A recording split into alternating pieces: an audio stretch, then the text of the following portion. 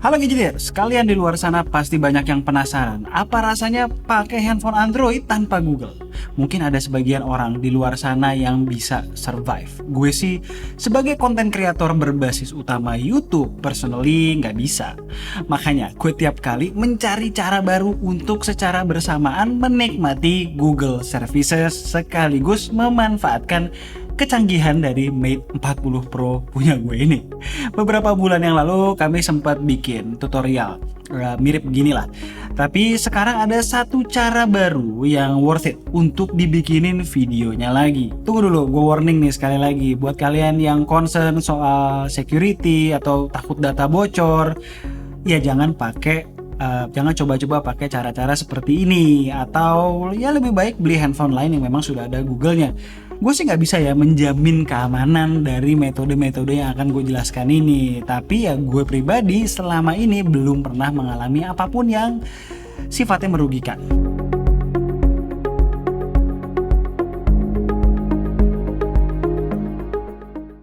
Buat kalian yang belum familiar, gue mau jelasin singkatnya ya. GMS. GMS itu apa sih sebenarnya? GMS atau Google Mobile Services adalah sekumpulan apps dan infrastruktur OS yang lisensinya dipegang oleh Google. GMS itu bukan cuma Play Store loh. Play Store itu adalah bagian dari GMS beserta app-app Google lain seperti Gmail, Google Drive, dan lain-lain. Selain apps, ada infrastruktur OS yang disebut API. Infrastruktur ini macam-macam fungsinya dan nggak kelihatan oleh pengguna. Ada Google Services Framework, Firebase Cloud Messaging, Contact Sync, dan lain-lain. Hal-hal ini dibutuhkan oleh app Google dan berbagai app non-Google yang masih bergantung pada infrastruktur ini. Makanya, walaupun misalnya nih kita bisa install APK Gmail, kita ya nggak bisa pakai itu Gmail di Huawei. Berkat pemerintah Amerika, keseluruhan GMS baik apps maupun API tadi tidak available di handphone Huawei terbaru. Clear ya? Jangan lagi ada yang mikir GMS itu sama dengan Play Store. Nggak sesimpel itu. In real life, ketiadaan GMS ini ngaruhnya apa aja? Pertama, jelas Google Apps seperti Play Store, Gmail, Drive, Photos tadi nggak bisa jalan di sini. Ini termasuk juga konteks kita yang tersimpan di server Google yang biasanya selalu ngikut kapanpun kita login di handphone Android baru, jadi nggak bisa ikutan nge-sync. Kedua, notification dari beberapa apps yang membutuhkan Firebase Cloud Messaging seperti Twitter nggak bisa jalan tuh di sini walaupun kita udah install APK-nya via Pitel Search. Ketiga, app-app yang membutuhkan infrastruktur dari Google nggak bisa sama sekali atau nggak bisa jalan secara maksimal. Contohnya, app Gojek. Beberapa banking apps atau games yang bergantung sama akun Google Play Games untuk nyimpen progres para pemainnya. Sebelum ini, gue mau apresiasi dulu kerja keras Huawei dalam melengkapi app-app yang buat gue sebenarnya esensial di sebuah handphone. App-app yang harus ada buat gue di luar Google Apps udah banyak yang ready secara native di App Gallery dan menggunakan HMS, termasuk Grab. Yes, akhirnya bisa order ojol lagi gue. Walaupun begitu, masih banyak juga app penting yang walaupun bisa diinstal APK-nya, ada aja problemnya. Seperti notification di Twitter, Gojek yang nggak bisa jalan malah sama sekali, dan lain-lain. Di video kali ini gue mau ngasih tahu ke kalian gimana ngakalin handphone Huawei yang rilis tanpa GMS supaya bisa dijalankan semaksimal mungkin supaya mirip dengan handphone Android pada umumnya. Bulan lalu gue baru tahu ada satu app yang namanya G-Space. Fungsi utamanya sebenarnya untuk cloning apps, seperti fitur yang sebenarnya udah banyak lah ya, ada di beberapa ragam Android OS. Tapi ternyata dengan app ini kita jadi bisa jalanin Google Apps secara hampir sempurna juga di handphone Huawei. Cara menggunakannya simple banget. Download aja dulu G-Space dari App Gallery lalu install. Buka appnya, klik allow ke semua permission yang diminta. Sebelum kita lanjut, masuk dulu ke settings handphone, lalu ke menu apps, klik apps lagi, cari G-Space, permissions, allow location ke all the time. Sisanya gue bikin allow semua. Setelah itu back, lalu force stop. Balik ke home screen, kita launch lagi G-Space-nya. Di dalam G-Space ini ada beberapa app yang disuggest oleh G-Space untuk kita download. Buka salah satunya dan Google Play Store terbuka. Klik sign in, tunggu sebentar, memang rada lama di awal. Akan muncul juga notif bahwa handphone kalian disamarkan ke handphone Huawei lain yang masih support GMS. Next, sign in dengan Google accounts kalian seperti biasa. Kalau udah selesai, kita langsung dibawa masuk ke Google Play Store. Di G-Space ini yang gue download mainly adalah app-app Google yang gue butuhkan. Sebagian besar ya jalan dengan baik, namun yang mesti diingat adalah fitur background sync dan push notification nggak jalan di sini ya. Kita coba dua app dulu nih, Gmail dan Maps. Begitu masuk ke Gmail ada notif bahwa account sync is off. Klik aja account settings lalu scroll ke bawah dan centang sync Gmail. Ini supaya tiap kali kita buka app Gmail dia langsung sync email kita. Sekali lagi sayangnya push notification tetap nggak jalan di sini. Jadi gue tetap sebenarnya untuk email recommend third party apps kayak Bluemail dan kawan-kawan. Next kita coba Google Maps. Works well. Bahkan kita bisa sign in dan memanfaatkan lokasi-lokasi yang udah pernah kita save. Satu app lagi deh, nanggung. Google Photos. Coba kalian kembali ke app utama G-Space. Di sini kan sebenarnya nggak ada icon Google Play Store ya. Triknya adalah klik dan tahan icon app yang udah pernah kita download. Klik upgrade. Masuk lagi deh. Kita ke Play Store. Download Google Photos sekarang. Yap, Google Photos works well juga. Satu hal yang penting di sini kita bisa download games. Sebenarnya melalui G-Space Play Store ini kayak biasa dan load save games yang tersimpan di Google Play Game. Yang masih menjadi problem adalah loading savean Google Play Games. Kadang langsung bisa login via Google Play Games, kadang harus update Google Play Services-nya dulu.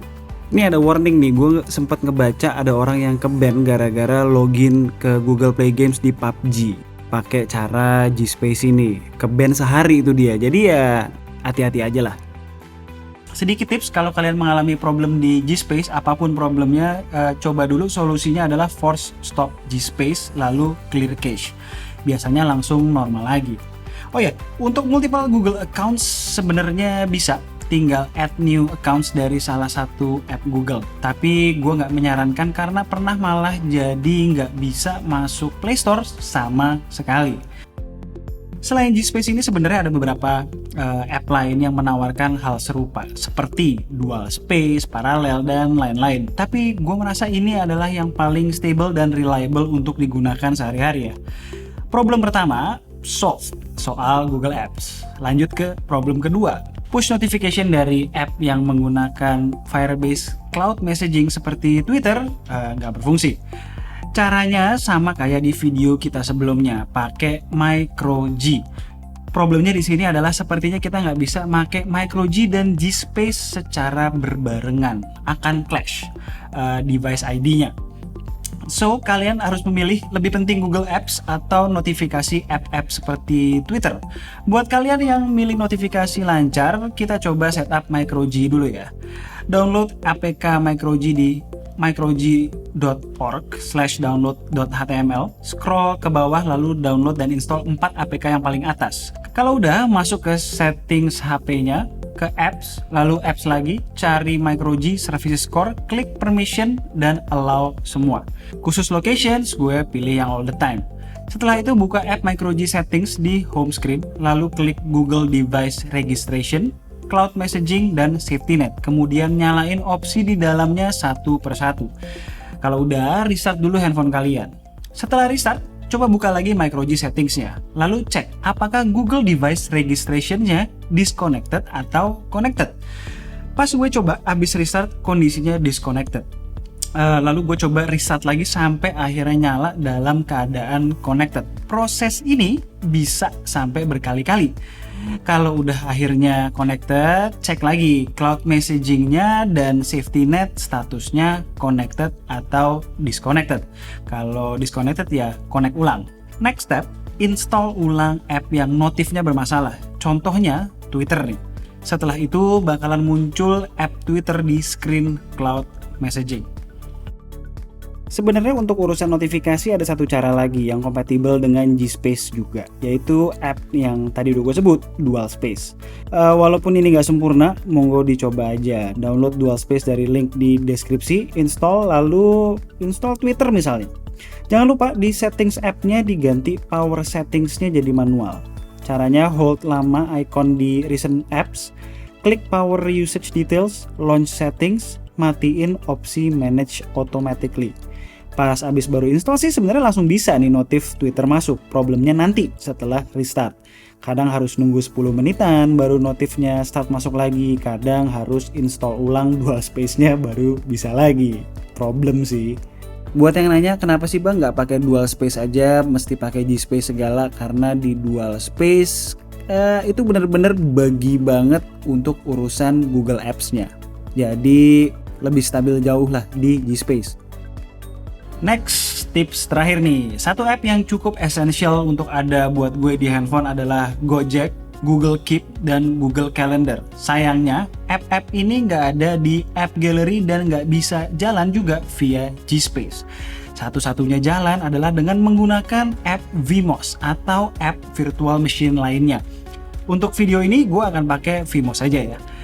Download dulu Vmos dari web resminya, link ada di deskripsi. Pilih yang Vmos Pro, terus install APK-nya lalu buka dan kasih semua permission yang diminta. Pilih all the time pada bagian location. Di layar add a virtual machine, pilih yang ROM 7.1 64-bit yang ada Google di deskripsinya, lalu add. Tunggu sampai dia kelar installing. Setelah tutorial pendek dari app-nya, kita akan masuk ke virtual machine-nya. Untuk enable Google Play Store, klik VM Settings di bawah, lalu enable Google Services. Supaya jalan dia butuh restart virtual machine-nya. Klik floating dock di kanan, lalu pilih Shutdown. Di layar utama Vmos Pro, klik lagi tombol Play di virtual machine yang udah kita buat tadi untuk menyalakan kembali. Setelah masuk kembali ke virtual machine-nya, swipe up dan kita akan melihat Play Store di situ. Setelah itu ya sign in lagi ke Google kayak biasa. Lalu monggo silahkan di-download app-app penting yang sekiranya butuh banget dan nggak bisa dijalankan dengan metode G-Space di awal tadi. Oh ya, kalau app tersebut membutuhkan link yang dikirimkan via SMS untuk login, seperti misalnya kayak Gojek gitu ya, gini caranya.